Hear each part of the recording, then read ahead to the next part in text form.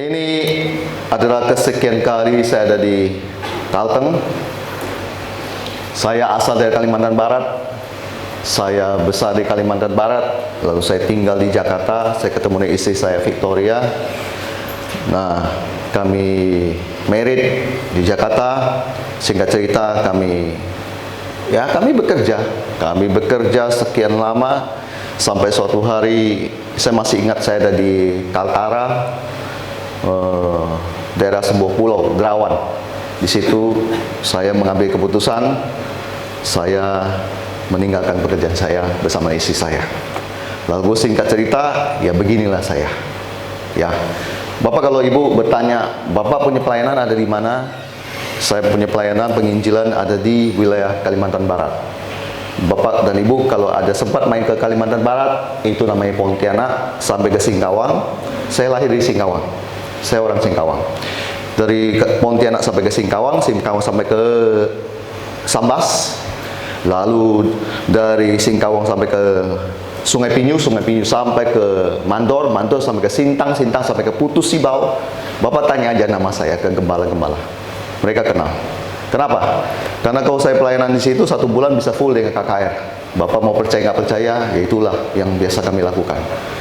Kami punya pelayanan dari tanggal 1 sampai tanggal 27 itu setiap hari KKR di gereja-gereja, bukan di rumah, di gereja-gereja. 1 hari Minggu bisa 2 kali KKR, pagi dan malam. Ya, seperti itu. Jadi itu perkenalan saya. Saya sangat bersyukur ada di tempat ini. Waktu tadi saya ada di bawah, saya lihat panggung ini. Panggung ini saya sangat suka panggung ini. Luar biasa ya. Panggung ini penataannya bagus, rapi. Puji Tuhan. Pasti anak-anak muda yang menatanya, Ibu ya. Ya, karena selera anak muda kurang lebih begitu, Bu. Kemarin saya ke tempatnya Pak Erikson, saya juga lihat dia ada main lighting. Ya, begitulah ya, puji Tuhan, luar biasa. Oke, itu saya perkenalan dari saya. Kita akan lihat firman Tuhan. Bapak dan Ibu buka Alkitab Anda. Kita buka di Markus pasal 4. Bapak Ibu buka Alkitab Bapak Ibu di Markus pasal 4. Ada satu perikop tentang angin ribut diredakan. Markus pasal 4 ayat 35 sampai dengan 41. Oh Jesus, terima kasih. Yang sudah temukan katakan amin. Oh, baru sebagian. Saya tunggu. Markus pasal 4 ayat 35 sampai 41. Judul perikop firman Tuhan, Yesus meredakan angin ribut. Nah, Bapak dan Ibu, kalau sudah dapat, ditahan di situ tangannya. Saya akan ceritakan satu persatu. Jadi ini cerita tentang bagaimana Yesus melakukan sebuah perkara yang luar biasa. Bapak dan Ibu kalau lihat di pasal 4 ayat 35, dikatakan pada waktu itu, waktu hari sudah petang, Yesus berkata kepada mereka, marilah kita bertolak ke seberang. Saya mencatat sebuah perkataan, marilah kita bertolak ke seberang. Saya percaya bahwa kata itu mengandung arti bahwa Yesus ingin setiap kita yang hari ini ada di comfort zone, Yesus mau memberi Anda tantangan yang baru. Amin. Sedikit yang merespon. Marilah kita bertolak, bukan berdiam, ke seberang. Di situ mengandung arti ada tantangan yang baru. Kehidupan kekristenan jangan Anda itu-itu saja, alias comfort zone. Kalau sudah dengan jemaat segini banyak, jangan berpuas diri. Bahaya kalau sudah menganggap berpuas diri, khusus untuk dalam Tuhan ya Pak Bu ya, bukan dalam hal ini.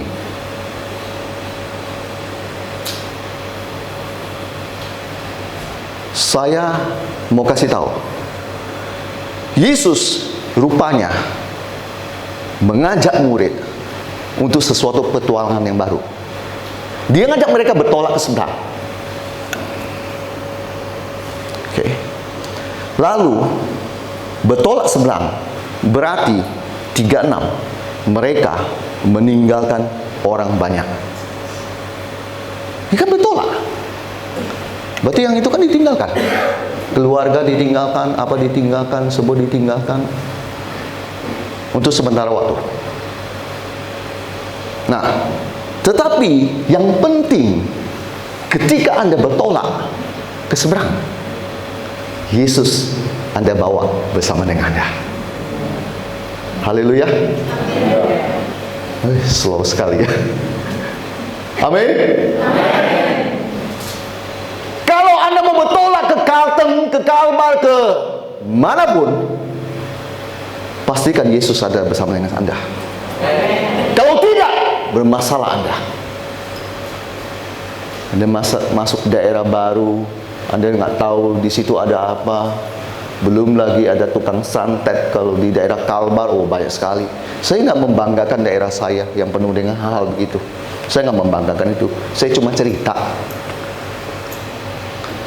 Kalau Anda mau melangkah ke suatu tempat, Tuhan kasih Anda visi, pastikan Yesus ada bersama Anda. Jangan pernah Anda berjalan dengan kedagingan Anda. Dan Anda menganggap dengan kepintaran Anda, hikmat Anda bisa melakukannya. Oh bahaya Pak Bu. Saya pastikan Anda akan kesandung dan jatuh. Ada orang saya lihat dia hijrah ke suatu daerah, pulang habis semua. Makanya saya bilang, kau mau bertolak, pastikan kau bawa Yesus dalam hidupmu. Lupakan Yesus ada di diri kita. Amin. Maksud saya, jangan lupa. Amin. Amin. Lanjut.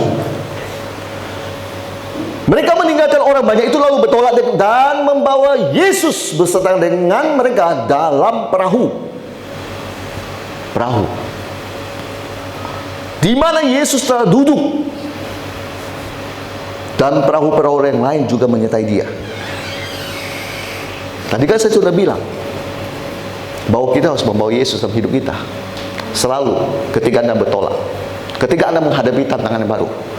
Yang berikutnya, lihat permasalahan muncul. 37. Saya lebih suka Inggrisnya. And there arose a great storm of wind, and the wave beat into the ship, so that it was now full. Kemudian tiba-tiba bangkitlah taufan yang sangat dahsyat, dan ombak menyebur masuk ke dalam perahu sehingga perahu itu mulai penuh dengan air. Siapa yang tahu Pak Bu kehidupan ini? Ada yang tahu 1 tahun lagi Anda akan jadi apa? Tiba-tiba ada tantangan, ada cancer, ada sakit, ada kena stroke. Siapa yang tahu Pak Bu? Siapa yang tahu? Siapa yang bisa mengira hidup Anda 2 tahun lagi akan jadi apa? Anda yang tahu kan? Tidak ada yang tahu. Makanya saya suka perkataan itu. Tiba-tiba muncullah, tiba-tiba bangkitlah angin taufan dahsyat menghantam perahu Anda, menghantam keluarga Anda, menghantam perusahaan Anda, menghantam pekerjaan Anda, dan menghantam kesehatan Anda, menghantam keuangan Anda, menghantam semuanya. Makanya berbahagialah Anda yang hari ini masih ada membawa Yesus dalam hidup Anda. Nama Yesus tak pernah dilupakan. Nama Yesus selalu melekat di hati. Itu paling penting Pak Bu. Saya kurang suka dengan akhirnya ada sebuah pengajar mengajarkan bahwa dia bukan juru selamat. Yahweh yang juru selamat. Nama Yesus buat saya menyelamatkan saya, bukan yang lain. Dan ingat, saya selalu berdoa dalam nama Yesus, bukan dalam nama Yahweh. Karena Yesus punya nama berkuasa di langit dan bumi. Yang setuju dengan saya katakan amin. Amin. Itu yang saya bilang, dalam nama Yesus sembuh kamu, sembuh. Amin. Saya nggak pernah melakukan dalam nama yang lain. Bapak dan Ibu, kalau Anda mau melihat pengajar sesat atau tidak, lihat apa yang dia beritakan. Kalau dia beritakan bukan nama Yesus, berarti Bapak dan Ibu bertanya, ini orang beritakan apa nih? Saya di sini memberitakan nama Yesus, bahwa dia jalan keselamatan, dia Tuhan. Amin. Lihat, angin taufan dahsyat, ombak nyembur masuk dalam perahu. Berarti kalau kita bicara perahu, rumah tangga kita, itu rumah tangga kita bermasalah besar. Sesuatu sedang terjadi menimpa rumah tangga kita, sudah mau hancur, mau bercerai. Kemudian dikatakan perahu itu mulai penuh dengan air. Berarti sudah dalam kondisi sekarat, berbahaya, kritis.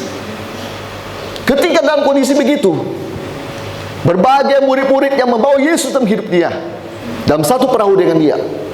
Singkat cerita, di situ di 38 dikatakan, pada waktu itu Yesus sedang tidur di buritan. Yesus tidak tahu, Yesus tahu. Tapi dia tidur, santai dia. Dia santai, dia tidur. Tidur di buritan di sebuah tilam. Murid-murid sudah lihat semua itu. Murid-murid cemas, takut, gentar. Murid-murid dikatakan membangunkan Yesus dan berkata kepadanya, "Guru, engkau tidak peduli kalau kita binasa. Bukankah perkataan ini, Pak Bu, sampai detik ini masih dikumandangkan oleh anak-anak Tuhan?" Bapak, engkau kepedulikan sama aku? Oh, lihat hancur semua. Bisnis sudah hancur. Dari punya mobil sampai punya motor, sekarang udah jual semua, jalan kaki Bapak. Enggak pedulikan engkau? Sampai hari ini masih ada orang mengeluh itu. Sampai hari ini ada orang-orang yang mengkatakan kata itu. Itu sebenarnya, saya mau bilang, itu adalah komplain orang yang putus asa. Biasanya orang putus asa, bisa suaranya, bunyinya pasti begitu, Pak Bu. Dan saya mau kasih tahu Bapak dan Ibu, saya mau tunjukkan sesuatu yang Yesus mau ajarkan hari ini. Jangan Anda mengasihi diri Anda sendiri. Oke? Udah hilang, ya sudah, udah. Gak usah ditangisi terus. Gak usah, apa ya, yang rumah sudah disita sama bank dan sebagainya. Udah. Nggak merubah keadaan. Yang kamu tangisi, yang kamu komplain itu nggak mengubah keadaan, Pak Bu. Saya mau kasih tahu, jangan kita jadi Kristen yang cengeng. Ayolah, firman Tuhan mengajarkan itu, bukan saya yang menegur Anda. Tapi saya mau mengajak Bapak Ibu untuk belajar dari firman Tuhan. Di sini saya mau bilang gini, Yesus ketika mendengar perkataan itu, Yesus tahu itu perkataan orang yang putus asa. Perkataan orang yang gimana ya, yang sudah hopeless, dia tahu mau kemana lagi dan sebagainya. Saya suka Yesus, ketika dia mendengar itu, dia kemudian marah. Ini kalian ini gimana nih, saya lagi tidur dibangunin dan sebagainya. Sebenarnya Yesus berharap mereka tahu sesuatu, tapi mereka tidak belajar dari situ. Nah, hari ini saya mau mengajar, kita belajar. Kemudian di 39 dikatakan, Yesus, dia bangun. Pertama kali yang dia lakukan, dia bangun. Dicatat dalam hidup kita, dia bangun. Kemudian dia bikin sesuatu yang gak masuk akal. Dia bangun, dia hardik angin itu. Nah, ini yang saya mau bahas. Ini poin yang saya mau bahas. Pak, Bu, Bapak dan Ibu sudah tahu ending dari kisah ini apa. Sudah banyak pendeta mungkin mengkhotbahkan hal yang sama. Bapak dan Ibu sudah tahu endingnya. Pak, Bu, gini, ada beberapa hal dalam kehidupan ini Tuhan ajarkan pada saya, bahwa kamu ini kalau lihat keadaan, kondisi mengecewakan, putus asa, hancur, dan sebagainya, kamu nggak harus berkata kata-kata yang putus asa. Kamu nggak harus mengasihani dirimu lebih panjang lagi, Pak Bu. Tetapi kamu harus bangkit. Amin. Amin. Pastor sih nggak tahu tentang saya. Ya, memang saya nggak tahu. Saya bukan Tuhan. Pastor nggak tahu sih, saya sedih. Ya sudah saya bilang, saya bukan keluargamu. Saya paling lucu kalau anak-anak muda atau apa ketemu saya. Om, pikir saya, kapan saya menikah sama tantemu?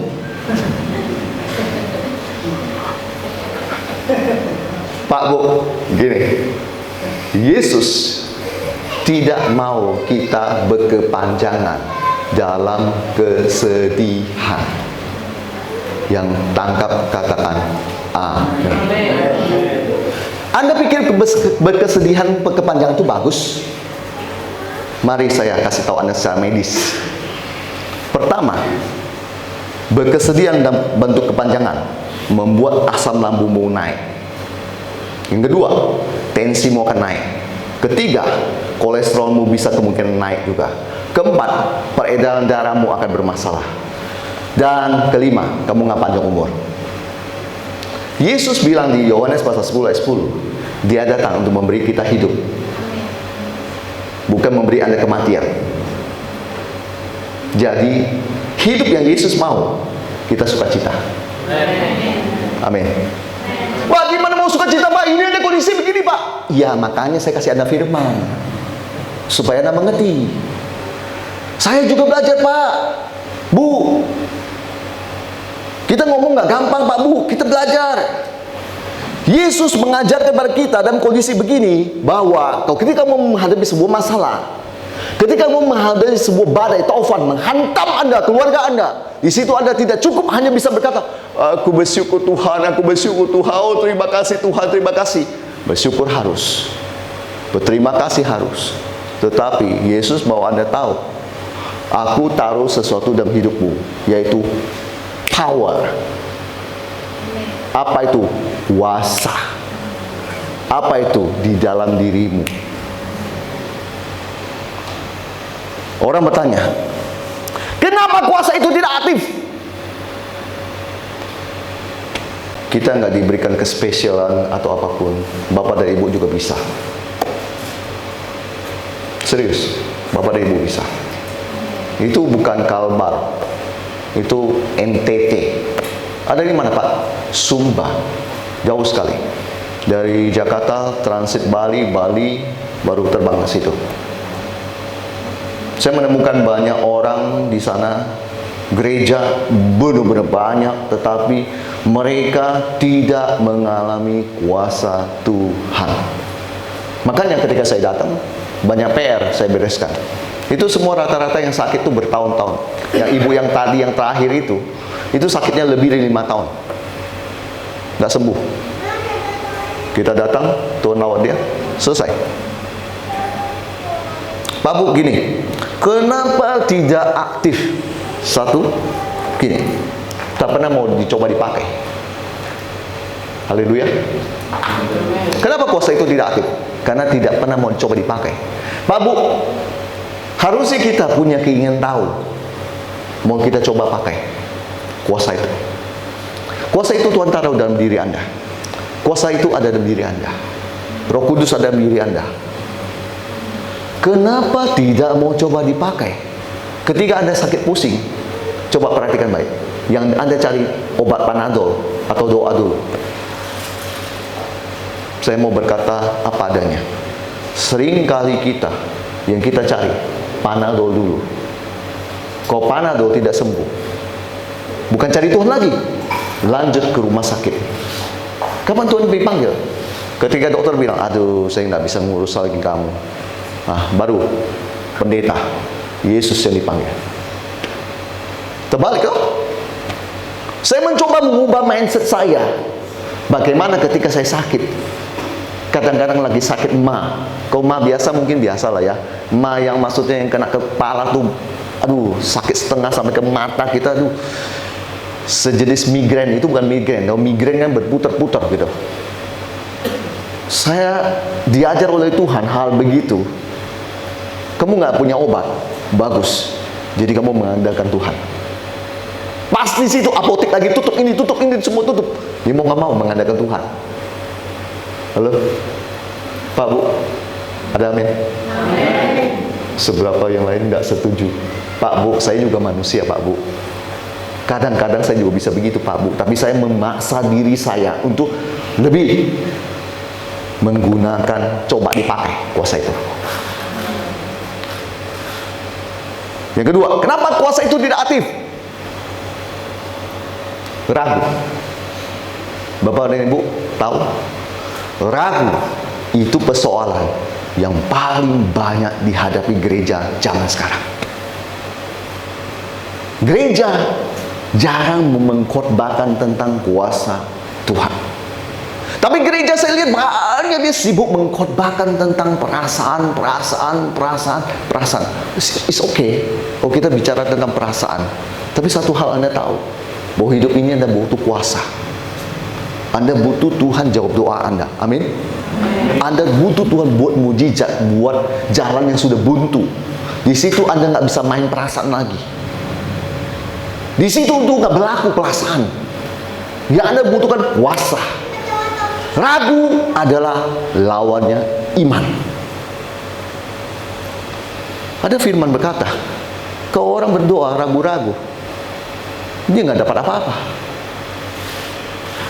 Bahkan di Markus pasal 11 ayat 24. Coba ditampilkan ayatnya. Markus pasal 11 ayat 24. Di sini Anda akan menemukan cuma yang ada hanya iman.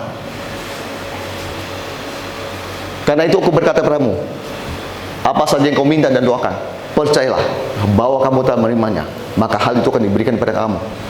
Bapakku bisa hafal. Ini ayat favorit saya. Bagaimana firman ini mengubah kehidupan saya. Mengubah kehidupan apa Bapak? Ekonomi. Mengubah kehidupan apa Pak? Pelayanan. Seperti saya tadi kan bilang kepada Bapak dan Ibu, saya penginjil. Jadi kalau saya bisa diizinkan gereja masuk dan berkhotbah dan berKKR di situ, saya pasti doa Pak Bu. Gak mungkin saya cuma telepon dan meminta. Gembala berhak menolak saya. Tapi saya mau bilang, kalau Tuhan yang menjamah, beda semua. Dikasih masuk, kasih pelayanan. Pak Bu, gini loh, ragu itu bahaya untuk iman kita. Ragu itu lawannya iman. Kalau Anda lagi berdoa, Bapa dalam nama Yesus, aku minta kesembuhan atas ma saya. Tapi hatimu ragu, kamu nggak dapat jawabannya. Maksud Bapak nggak sembuh. Kalau Bapak dan Ibu berdoa untuk beasiswa anak Bapak, saya harus meyakinkan Bapak dan Ibu, ini firman dipakai. Kau jangan ragu. Atau lebih baik jangan berdoa sajalah Pak Bu. Karena percuma, kamu nggak dapat nanti. Kalau Anda berdoa,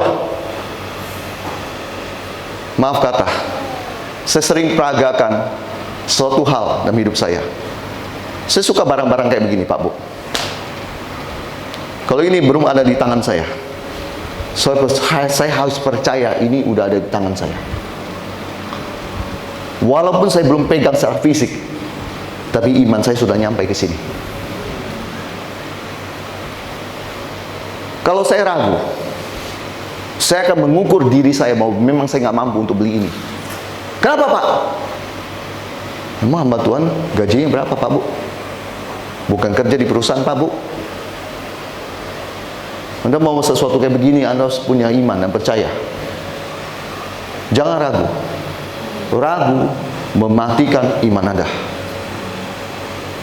Kenapa kuasa itu nggak bekerja? Ragu. Yang ketiga, takut kalau tidak bisa. Pak Bu, saya pertama kali atal ke orang maju ke depan. Tuhan cuma mengajarkan pada saya satu hal. Kamu doakan, tidak usah pusing dan dipikirin. Aku yang akan mengerjakannya. Jadi kalau saya berpikir, HIV mana mungkin sembuh. Saya doakan HIV di Bangka Belitung sembuh. Anda bilang nggak sembuh? Sembuh. Ada satu orang di rumah sakit Husada Jakarta di Mangga Besar, Kalau Anda tahu husada mangga besar, semua udah bilang, mati nih, mati nih. Bibirnya udah pecah-pecah. Dia kurus kering begini. Udah matanya udah menatap ke atas begitu. Ada lagi berkata yang ngerau-ngerau gitu. Wah, saya lihat malaikat maut udah mau datang nih. Ya, terserah lalu mau malaikat maut atau malaikat aku nggak ngerti lah udah. Saya cuma lihat dia. Hei, masih mau hidup kamu? Bau. Tuh, orang dulu pakai narkoba, seks bebas, kan nggak takut toh? Kok sudah yang kayak begitu, takut mati? Kan harus dipikirkan ya Pak Ibu ya. Kalau maaf, suka jajan, bukan jajan main es krim, ini jajan yang lain. Resikonya itu. Bau. Kau dengar ya? Oh, dengar. Tuhan catat omonganmu.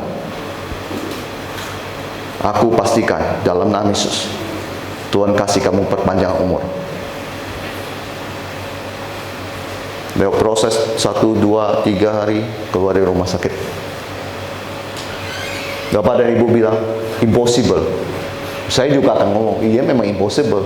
Tapi itulah Tuhan saya. Tuhan impossible. Tukang bikin hal-hal impossible. Amin. Amin. Amin.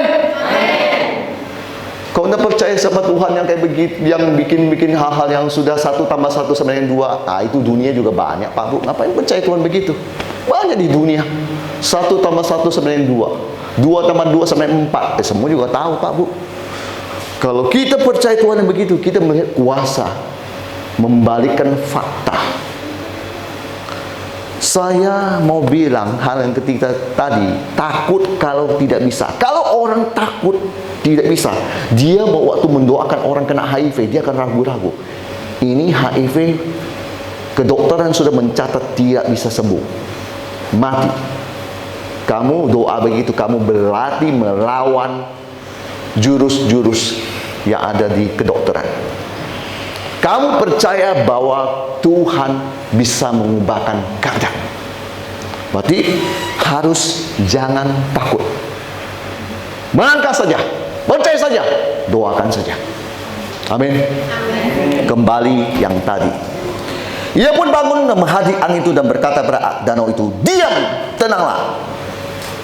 Lalu angin itu reda dan danau itu menjadi teduh sekali. Pembahasan saya sampai di sini. Ini yang saya mau bahas. Saya mau berkata begini, Pak Bu, Yesus mengajarkan kepada kita,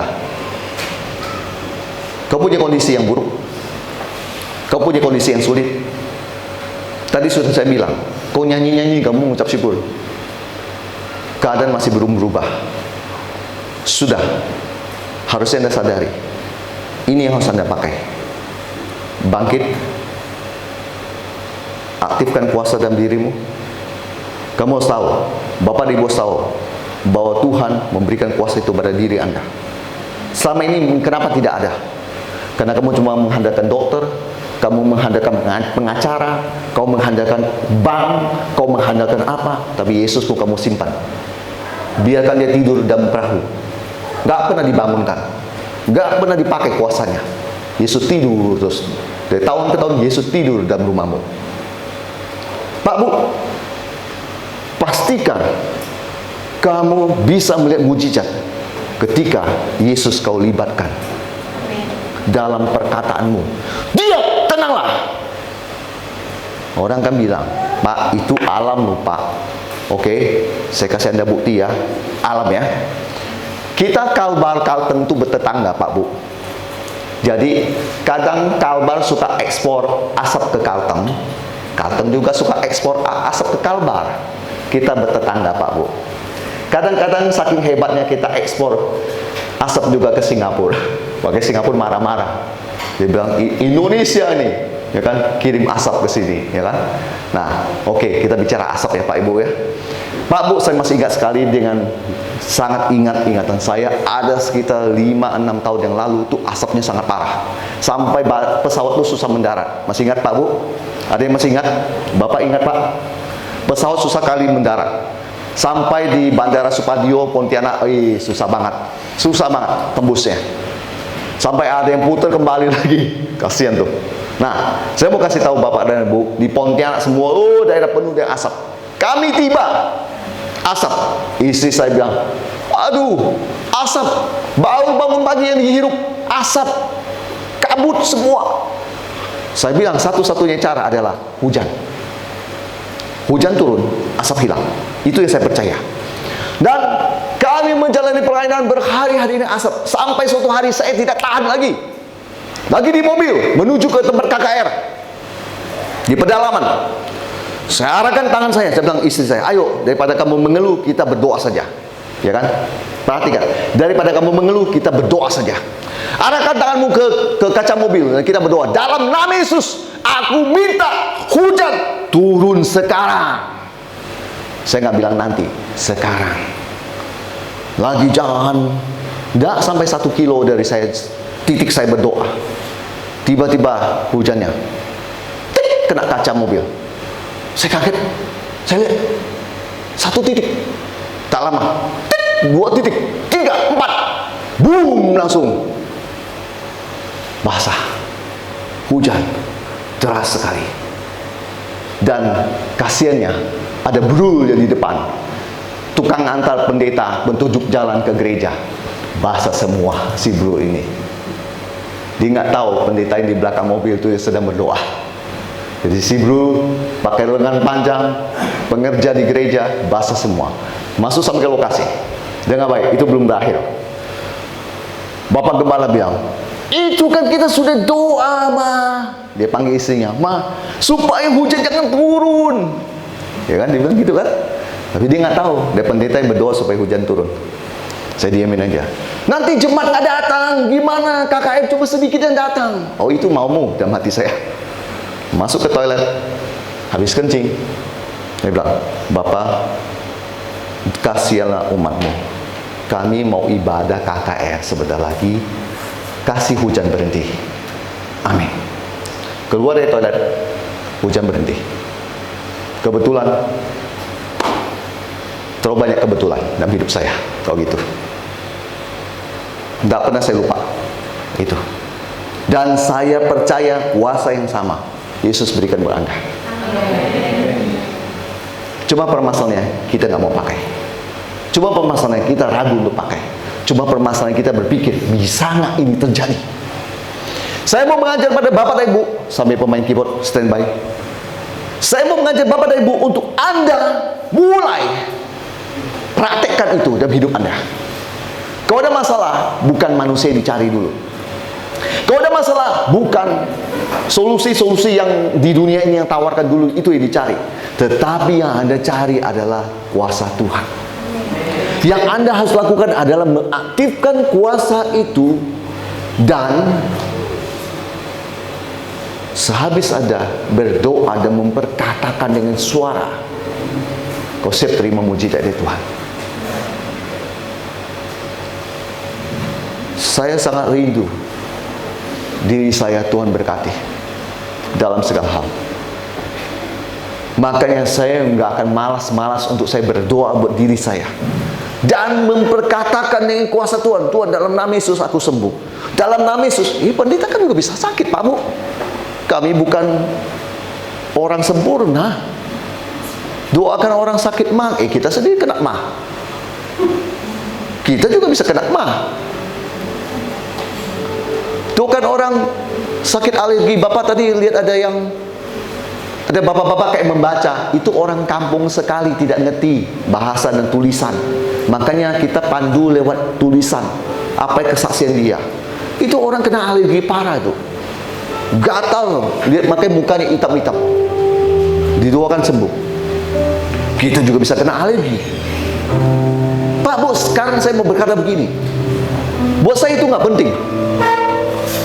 Buat saya yang penting adalah ketika ada masalah, kau pakai kuasa itu untuk menghancurkan masalah itu. buat saya paling penting itu. Bukan masalah siapa saja bisa kena dan sebagainya. Pak Bu, saya mau berkata begini. Masalah itu kalau ada dalam hidupmu sekarang, jangan biarkan dia lebih lama lagi tinggal dalam dirimu, dalam hidupmu, dalam keluargamu. Yesus mau ngajar pada kita hari ini. Kuasa Dia dalam diri Anda harus dipakai, harus digunakan, supaya kau bisa menyaksikan kemuliaan Dia, supaya dunia boleh melihat bahwa Dia berkuasa. Kalau tidak Anda praktekkan, bagaimana dunia bisa tahu? Kalau motor Ninja Kawasaki 250 cc tidak dibuktikan di jalan bahwa dia memang bisa lari kencang, gimana orang bisa tahu bahwa Ninja itu memang bisa lari kencang? Saya menantang Bapak dan Ibu untuk Anda mempelajari firman ini. Jangan biarkan dirimu lebih menderita lagi. Air sudah naik, kapal sudah, perahu sudah hampir tenggelam, masih nggak tahu apa yang mau ditindak. Pakai kuasa Tuhan, pakai kuasa Tuhan untuk hidup Anda. Dalam sikap berdoa,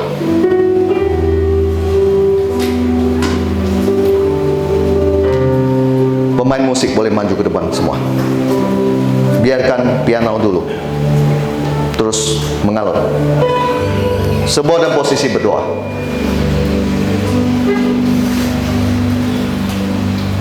Bukan kebetulan Engkau membawaku ke sini, Tuhan. Aku rindu umat-Mu di tempat ini, pikiran yang dibukakan oleh Tuhan. Aku butuh supaya Engkau bercerita sendiri, Roh Kudus, kepada mereka semua. Bagaimana hebatnya, dahsyatnya kuasa